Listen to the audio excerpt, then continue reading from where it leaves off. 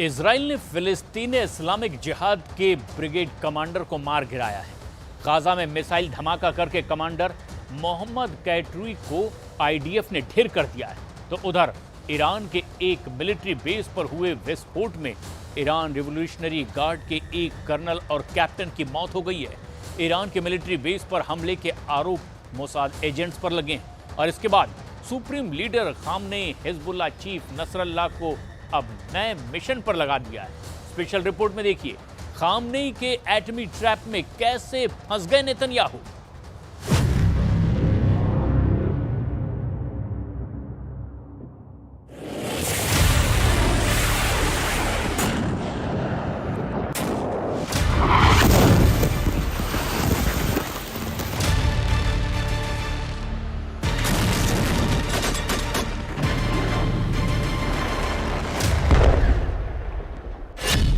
Israeli बंधकों को हलाक करने लगा हमास।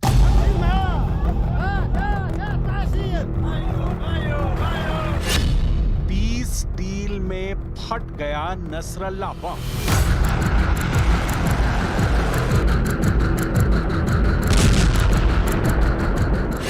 खामनेई की खूनी डिमांड, एक्शन में आया हिजबुल्लाह।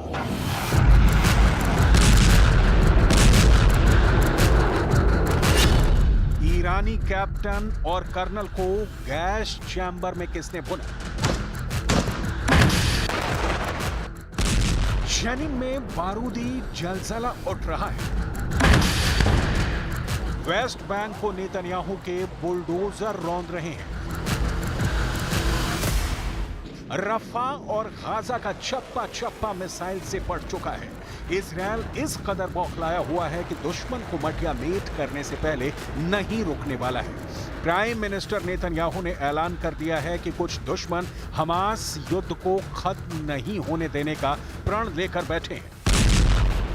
ऐसे में हमास और उन दुश्मनों की बर्बादी तक इजरायल के हमले जारी रहेंगे। इजरायली बंधकों को हमास लड़ाकों ने बेमौत मारकर नेतन्याहू को भड़का दिया है। इजरायली बंधकों का नया नरसंहार ऐसे अहम पड़ाव पर अंजाम दिया गया है जिसमें युद्ध की समाप्ति की सारी कोशिशें बेकार हो गई।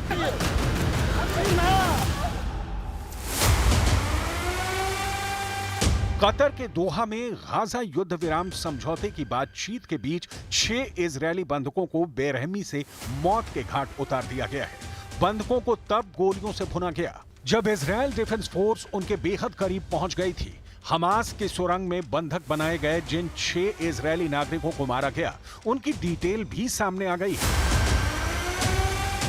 हमास लड़ाकों ने सुरंग में बंधक बनाए गए 23 साल के हर्ष गोल्डबर्ग पोलिन, 24 साल के एडन यरूशालमी, 25 साल की ओरी डैनिनो, 32 साल के एलेक्स लुबनो, 40 साल के कार्मेल गैट और 27 साल की आलमोग सरूसी को मौत के घाट उतारकर इजरायल को आउट ऑफ कंट्रोल कर दिया है। We are very, very sad and very, very angry about our government. That all they does is care about their position in the government. It doesn't care about the hostages and doesn't do anything in order to release them. The deal should have been signed long time ago, and these people, for sure, like many others, could have been saved. Hamas का ये horror सामूहिक murder कांड war में बारूद झोंकने वाला साबित हुआ है। आईडीएफ प्रवक्ता रियर एडमिरल डैनियल हगारी ने धमकी दी है कि जिस तरह से इजरायली बंधकों को क्रूर तरीके से मारा गया उससे भयानक मौत हमास फाइटर को दी जाएगी। रफा की सुरंग में मिले 6 इजरायलियों के शव उस इलाके से मिले हैं जहां आईडीएफ ने फरहान अल-कादी को बचाया था। मतलब ये कि आईडीएफ की आहट मिलने के बाद ही बंधकों की जान ली गई। बंधक हत्याकांड के बाद पीएम नेतन्याहू ने ईरान को शांति समझौते में अड़ंगा डालने वाला दुश्मन करार दिया है। בימים אלה, בשעה שישראל מנהלת משא ומתן אינטנסיבי מול המתווכות במאמץ עליון להגיע לעסקה, החמאס ממשיך לסרב בתוקף לכל הצעה. חמור מכך, באותו זמן ממש הוא רצח 6 מחטופינו.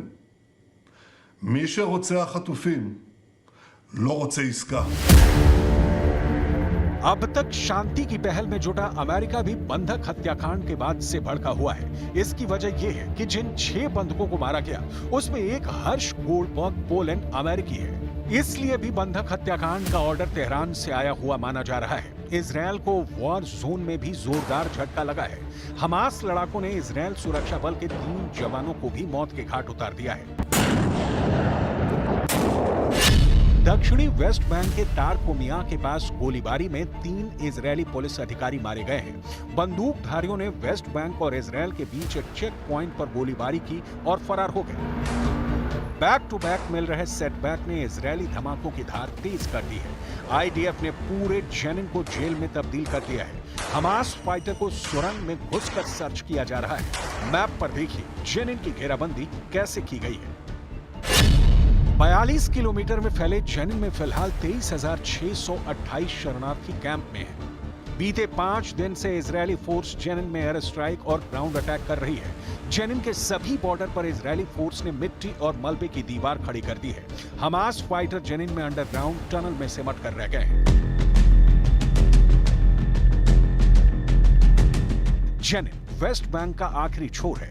इजरायली फौज ने पूरे शहर को घेर लिया है। जेनिन के गवर्नर कमाल अबू अल रब ने आरोप लगाया है कि आईडीएफ ने बाहर जाने और एंट्री करने के रास्ते बंद कर दिए हैं। ऐसी नाकेबंदी की एक वजह चैनल 12 की एक रिपोर्ट भी बनी है, जिसमें बताया गया है कि गाजा पट्टी पर हमले की शुरुआत के बाद से करीब 4,000 हमास फाइटर्स ने इजरायल में घुसपैठ कर ली है।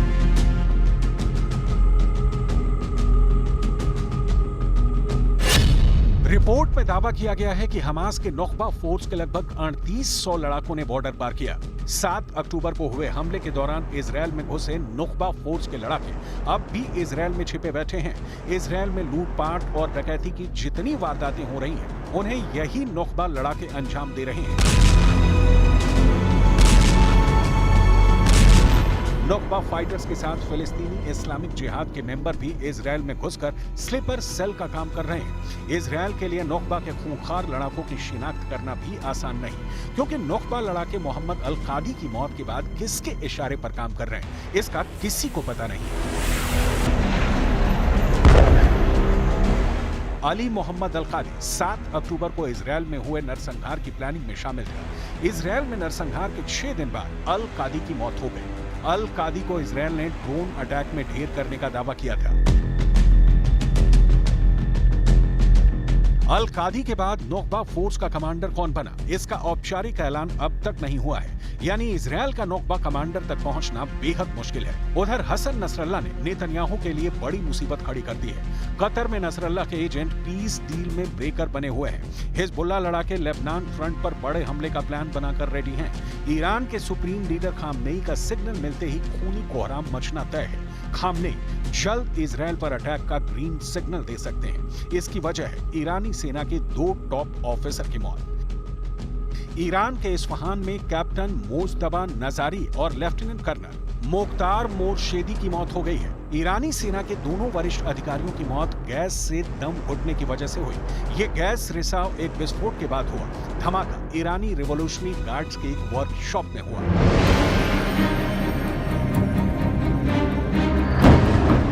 IRGC सेंटर पर धमाका कैसे हुआ, किसने किया, बताने की जरूरत नहीं। ईरान में घुसकर इजरायल के खुफिया एजेंट्स क्या कर सकते हैं, इसे इस्माइल हानिया के खात्मे से समझा जा सकता है। हानिया से पहले भी ईरानी सेना के अधिकारियों को बेमौत मारने का सीक्रेट ऑपरेशन मोसाद एजेंट अंजाम दे चुके हैं।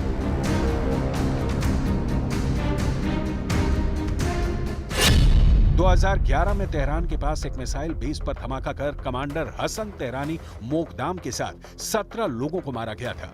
ईरान के मिसाइल प्रोग्राम को तहस नहस करने का आरोप भी इजरायली एजेंट पर लगा था। शह मात का जो खेल ईरान में चल रहा है, वहीं इजरायल हर फ्रंट पर आर पार की नौबत है। लेकिन ईरान ने अब तक इजरायल पर सीधे वॉर शुरू नहीं की है। मुमकिन है कि यह हमले एटम बम के हाथ लगने के बाद शुरू होगा। हाल ही में ईरान के परमाणु प्रोग्राम पर खौफनाक अपडेट आया है। रिपोर्ट के मुताबिक 17 अगस्त तक ईरान के पास 60% तक संवर्धित 164.7 किलोग्राम यूरेनियम था। IAEA की पिछली रिपोर्ट के बाद से ये 22.6 किलोग्राम की बढ़ोतरी दर्ज की गई है। एटम बम बनाने के लिए जितने यूरेनियम की जरूरत है उतना ईरान के पास मौजूद है। ईरान एटम बम बनाने से बस कुछ तकनीकी कदम दूर है।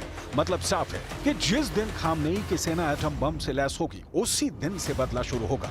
यह बदला सिर्फ नेतन्याहू को दहलाने तक सीमित भी नहीं होगा।